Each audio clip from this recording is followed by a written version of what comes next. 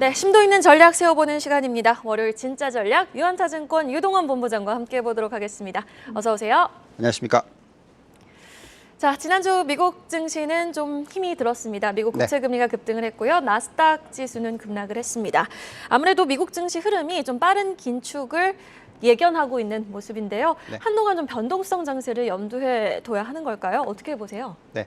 자, 지난주에 보시면은 전형적으로 금리가 상승을 하는 모습이 부담을 줬었습니다. 지금 S&P 500이 마이너스 2% 하락을 했고요. 나스닥을 한번 보시면 마이너스 2.6% 하락하는 모습을 보여줬었습니다.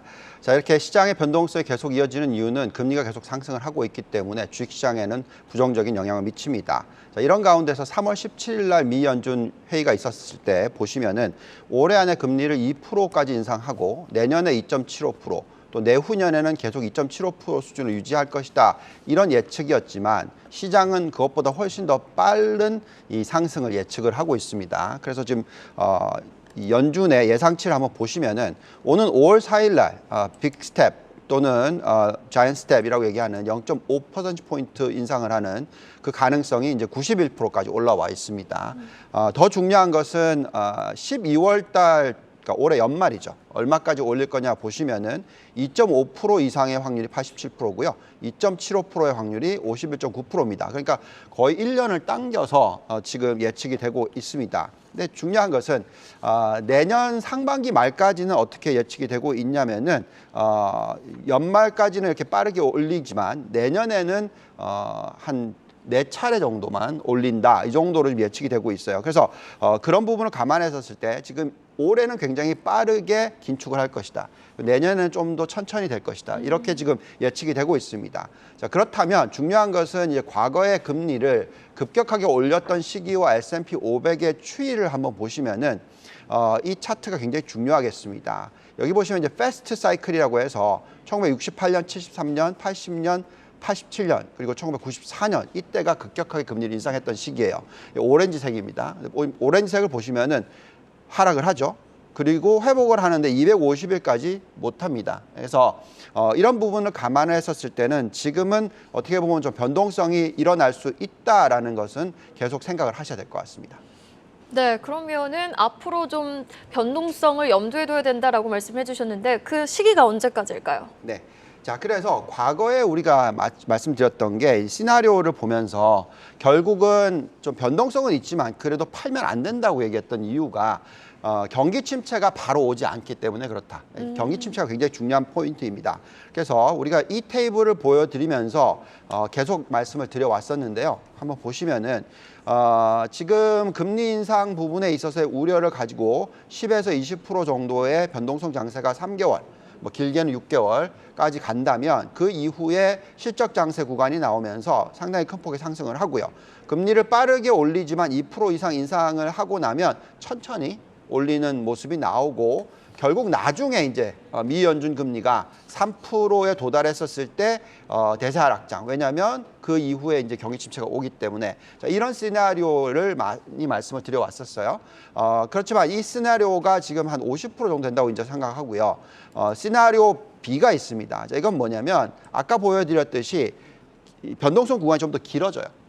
대신에 중요한 것은 길어지면 길어질수록 나중에 또 상승하는 구간이 또 길어질 수가 있습니다. 그래서 그 시나리오대로 하면은 점진적으로 상승을 하는데 금리가 빠르게 3%까지 급등을 할 때까지는 빠르게 오르지 못하고요.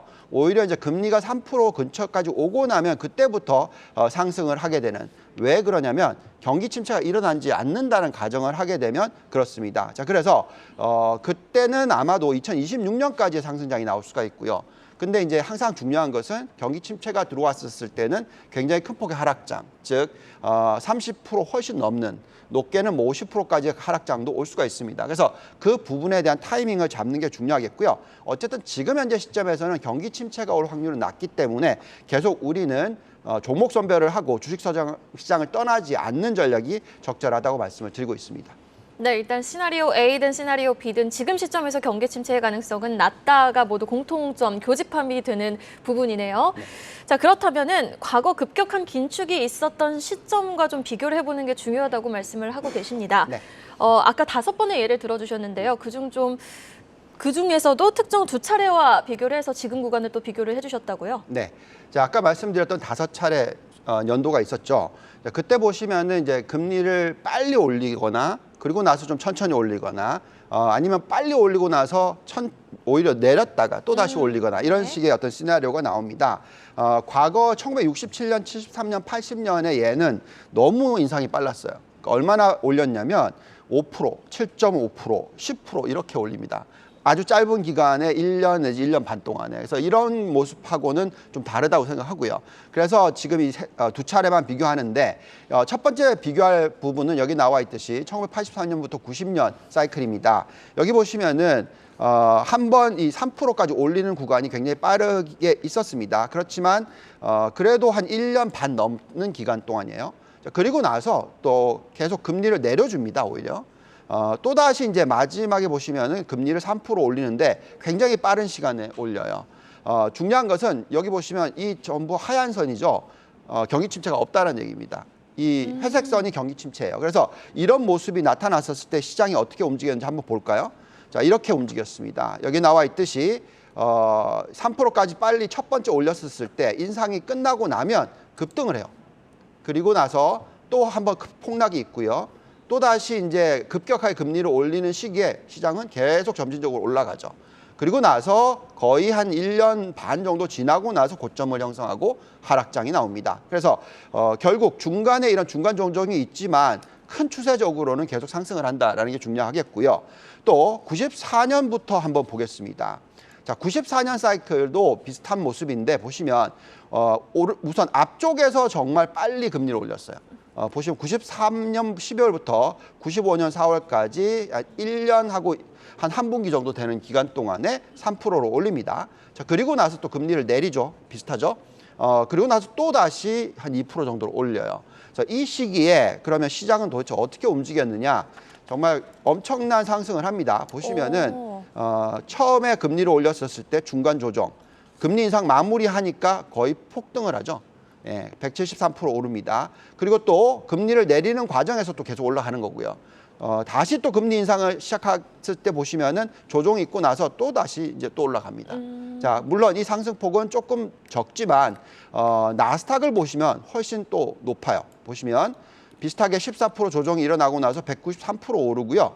여기서 33% 빠지고 나서 또다시 278%나 오릅니다. 그래서 우리가 지금 여기에 사이클에 있는지 정답은 없어요. 그렇지만 어쨌든 알 수 있는 것은 지금 금리를 빨리 올리고 있지만 그렇게 빨리 올릴 수 있는 이유는 경기 침체가 일어나지 않을 것이다라고 예측을 하고 있기 때문에 그렇다 말씀을 드리겠습니다. 네. 여전히 뭐 경기 침체의 가능성이 낮다라고 말씀을 해주고 계시는데 사실 미 연준이 이렇게 가파르게 긴축의 속도를 내는 이유는 궁극적으로 인플레를 잡기 위해서 아니겠습니까? 네. 미 연준이 이렇게 지속적으로 긴축의 속도를 높이고 있는 가운데 시장에 미치는 영향과 더불어서 이와 관련해서 투자자들이 지금 투자 전략을 좀 어떻게 정비해보면 좋을지 좀 관련해서 팁 좀 알려주세요. 네. 자, 우리가 그래도 계속해서 경기 침체가 일어나지 않는다고 얘기하는 이유는 언젠가는 인플레이션이 잡힐 거라고 생각을 합니다. 그렇기 때문에 우리가 성장주에 대한 매력도가 높다라고 얘기를 해드리고 있어요. 그렇지만 오늘 지금 이 인플레이션에 대해서 들여다보는 이유는 그래도 원자재 관련 주식이라든지 전체적으로 지금 금리가 올라가고 있는 과정 아래에서 매력도가 있는 어떤 가치주라든지 원자재, 유가 관련주들이 있어요. 그래서 그런 부분들이 어떻게 지금 나타나는지를 보고 말씀을 드리겠습니다. 자, 보시면은 세계의 음식료 가격이 지금 역대 최대치를 기록을 하고 있어요. 그렇지만 어쨌든 밴드 안에 있기 때문에 이게 계속 치고 올라가기보다는 안정을 좀 찾을 것이라 생각합니다.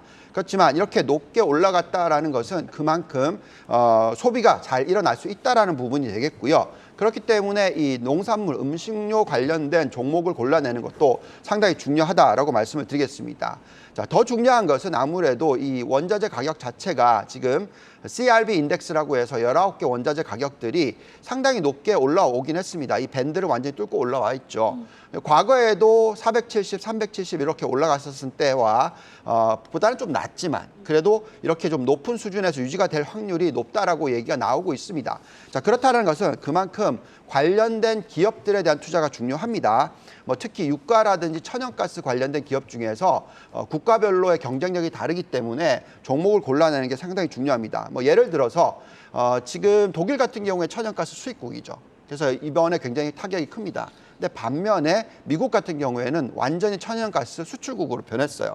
그러니까 미국에 있는 천연가스 기업들에 대한 투자 중요해지겠죠. 그래서 결론적으로는 원자재 유가 관련주들에 대한 투자 비중을 글로벌 포트폴리오의 약 10% 정도는 들고 가자. 뭐 이런 얘기를 해드리고 있습니다. 자, 근데 중요한 것은 그럼 계속 이렇게 인플레이션 오랫동안 유지가 될 것이냐? 그렇게 보여지지는 않습니다. 왜 그러냐면 지금 이 병목 현상이 일어나고 있는 이유가 아무래도 이제 중국에 대한 이슈, 그리고 또 우크라이나 전쟁 때문에 그렇습니다. 자, 그 부분이 어느 정도 선이 지나면 일단락 되겠죠.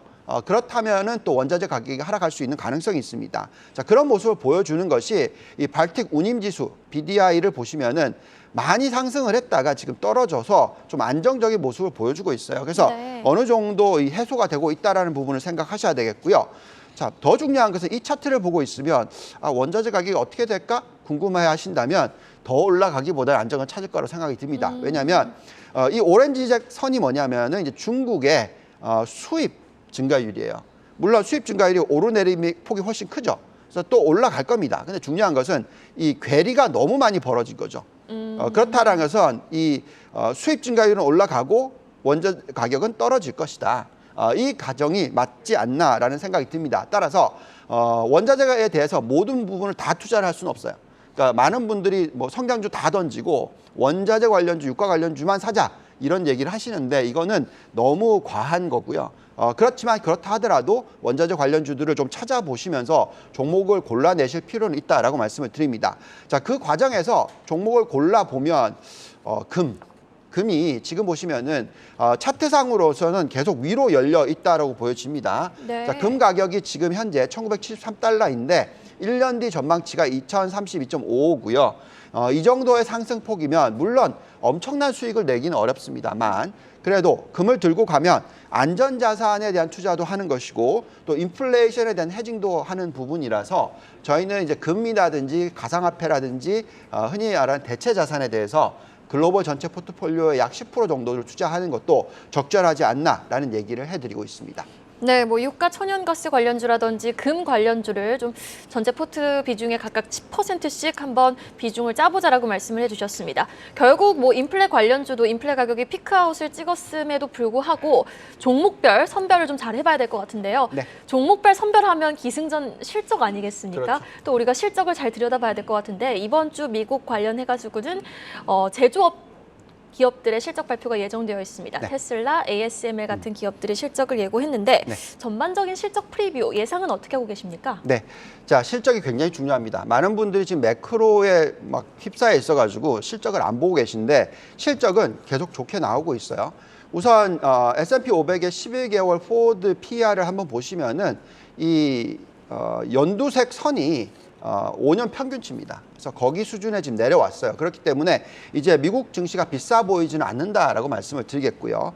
지금 실적을 발표한 기업들이 1사분기 실적을 발표한 기업들이 7%밖에 되지 않습니다만 여전히 77%가 이익이 예상보다 좋게 나오고 있고요. 80%가 매출이 예상보다 좋게 나오고 있습니다. 그래서 숫자들을 한번 보시면은 어떻게 변했냐가 중요합니다. 지금 1사분기에 대한 예측치가 매출 증가율이 높아졌고요. 대신에 이익 증가율은 낮아졌습니다. 또한 순이익 마진율은 많이 떨어졌어요. 그래서 이미 많은 악재를 반영하고 있다라고 우리는 판단하고 있고요. 중요한 것은 이제 올해 전체로 놓고 보시면은 역시나 좋아지고 있다라는 게 나옵니다. 보시면 매출 증가율이 올라가고 있고 이익 증가율도 올라가고 있는데 순이익 마진율 떨어지고 있어요. 이게 무슨 얘기냐면 지금 현재 시점에서는 비용이 올라가기 때문에 마진은 줍니다. 근데 중요한 것은 예측한 것보다도 훨씬 높은 이익 증가율보다는 매출 증가율이 나온다는 거죠. 그래서 이런 부분이 서프라이즈로 작용을 할 수 있다라고 말씀을 드립니다. 그래서 좀 섹터별로 어떤 업종들이 참 놀라운 실적들을 보여주고 있는지를 보고 있으면 지금 여기에 나와 있듯이 이 섹터별 순이익 평균인데요. 보시면 2020년 1분기와 5년 평균의 괴리 차이가 큰 업종이 바로 에너지와 이 원자재입니다. 그래서 이쪽에 대해서 관심을 가지셔야 되고요. 근데 중요한 것은 IT, 그렇게 싫어하는 IT도 지금 보시면 5년 평균보다 더 높아요. 그러네요. 그렇기 때문에 우리는 지금 현재 시점에서는 계속해서 업종들에 대해서 중요하게 생각을 하고 있고요. 여기서 이제 또 중요한 것은 많은 분들이 ESG는 다 지나갔다? 뭐 이런 얘기까지 합니다. 왜냐하면 유가가 너무 많이 올라가고 뭐 천연가스 투자해야 되고 이게 뭐 굳이 지금 환경 보호 지금 신경 써야 되냐 이런 얘기까지 하는데 그건 말이 안 됩니다. 왜냐하면 지금 보시면 S&P 500 기업들 중에서 ESG를 언급하는 기업이 155개나 됐어요. 그만큼 앞으로는 계속 이쪽으로 갑니다. 그래서 신성장 산업에 대해서 버린다 이거는 안 된다고 말씀을 드리겠고요. 그렇기 때문에 지금 현재 시점에서는 이런 업종들에 대해서 관심을 가지시고 투자를 하시는 것이 중요하다는 말씀을 드리겠습니다. 네, 알겠습니다. 그럼 현재 시점에서 주가 상승 여력도 한번 점검을 해보도록 하겠습니다. 유동성을 바탕으로 지금 시점에서 집계가 되고 있는 상승 여력을 비롯해서 경기 침체가 오지 않을 것이라는 좀 구체적인 근거까지 한번 들어보도록 할게요. 네, 자 계속 말씀을 드리지만 정말 중요한 포인트는 경기 침체가 오지 않는답니다. 만약에 앞으로 6개월 안에 온다, 그럼 주식 다 팔고 나가셔야 돼요. 왜냐하면 조정폭이 30%, 40% 이렇게 나올 거기 때문에 그렇습니다. 그렇지만 우리가 들여다보는 결론으로는 그런 가능성이 낮다라고 말씀을 드리겠고요. 그래서 우선 유동성으로 보면은 유동성을 회수를 하고 있는데 주식시장이 못 올라가느냐? 그렇지가 않습니다. 여기에 나와 있듯이 낮게 봤었을 때 28%고요. 높게 보면 93% 이런 숫자가 나와요. 그만큼 지금 M2가 굉장히 크다라는 겁니다. 그래서 역시나 주식을 서포트할 수 있는 가능성이 높다라고 말씀을 드리겠고요. 또 중요한 부분은 은행의 대출 증가율이 높으면은 결국 경기 침체가 오지 않습니다. 이 부분이 여전히 괜찮게 나오고 있어요. 여기 나와 있듯이 여신 증가율이 자그마치 9.2%나 증가를 하고 있습니다. 자, 그러면서 이 예대율이 올라가고 있어요. 예금 증가율은 떨어지고 있지만 대출 증가율이 높아지고 있기 때문에 역시나 경기가 계속 서포트가 되는데 지금 역사적 바닥에서 올라가고 있고 아직까지 전 고점으로 가기까지는 한참의 거리가 있습니다. 그렇다는 것은 경제가 굉장히 많이 성장할 룸이 남아 있다라는 것이고요. 총 여신으로 보시더라도 마찬가지예요. 지금 현재 92.3%밖에 되지 않습니다. 그래서 코로나19 터지기 전 고점까지 간다 하더라도 지금 14%가 올라야 돼요. 그렇다는 것은 그만큼 전체적인 GDP가 그 정도로 성장할 수 있다는 겁니다. 그래서 지금은 경기 침체가 온다고 생각하지 마시고 결국 투자에 임하시는 것이 좋다라는 말씀을 드리겠습니다. 네. 자, 그럼 마지막으로 달러 흐름도 한번 짚어보도록 하겠습니다. 지난주 가장 핫 이슈는 또 엔화 20년 만에 최저 수준이다라는 뉴스였죠. 그리고 또 중국은 지준율을 인하했습니다. 관련해가지고 한번 흐름도 짚어볼까요? 네. 자, 마지막으로 좀 결론을 내려드리면 투자 전략을 짜는 데 있어서 여러 가지 환율의 움직임 그리고 국가별로 매력도를 보면서 판단을 해야 되는데 우선 지금 엔화를 보시면은 이 차트를 보고 있으면 주식 투자를 하기가 좀 어렵습니다. 왜냐하면 엔이 지금 계속 꺾여 내려가고 있는데 그렇다 하더라도 수출주는 좀 괜찮겠죠. 네. 보시면은 126엔이고 올라가서 아마도 135엔까지도 올라갈 수 있는 그런 룸이 열려 있다라는 겁니다. 그래서 이런 상황에서는 이 직접 투자를 하기가 상당히 좀 어렵다고 말씀을 드리겠고요. 그렇기 때문에 우리가 선진국을 들여다보면 우리는 여전히 나스닥이라든지 나스닥 100 기업들에 대한 매력도 그리고 또 독일에 대한 관심, 네덜란드, 유럽 쪽에 대한 매력도가 높다라고 생각하고 있습니다. 그래서 이쪽에 대한 전체적인 매력도를 보시면서 투자를 하는 게 좋겠고 그렇지만 선진국의 매력도가 지금 신흥국보다는 좀 떨어져요. 지금 뉴스가 나온 걸 보시면은 이제 위안화를 한번 보시면은 이걸 보고 있으면 투자를 하고 싶은 마음이 생깁니다. 그만큼 지금 위안화는 추세선을 이탈을 했고 앞으로 추가적인 절상을 할 수 있는 가능성이 생기고 있어요. 근데 여기서 보시면은 또 지준율 인하가 있었습니다. 지난 주말에. 그래서 0.25% 크지는 않습니다만 계속 인하를 할 거고요. 이런 추세로 간다면 아마도 8% 수준까지도 인하를 할 것 같습니다. 그래서 예대율이 이렇게 계속 올라가는 추세가 나오면 중국 경기가 튼튼할 수 있다라는 말씀을 드리겠고 자, 이런 가운데서 지금 중국 심천의 매력도 가장 높게 나오고 그다음 상해 종합지수와 대만 각권들, 중화권들의 매력도가 높다라고 나옵니다. 여기서 코스피도 제법 높게 나오고요. 그 이외에 원자재 관련주로 국가인 남아공, 베트남 이쪽도 좋아 보인다라는 말씀을 드립니다. 그래서 지금은 신흥국에 대한 관심을 가지셔야 되는 시기다라고 말씀을 드리겠습니다. 네, 알겠습니다. 전략까지 마무리해서 들어봤어요. 월요일 진짜 전략 유한타증권 유동환 본부장과 함께 해봤습니다. 오늘 말씀 고맙습니다. 감사합니다.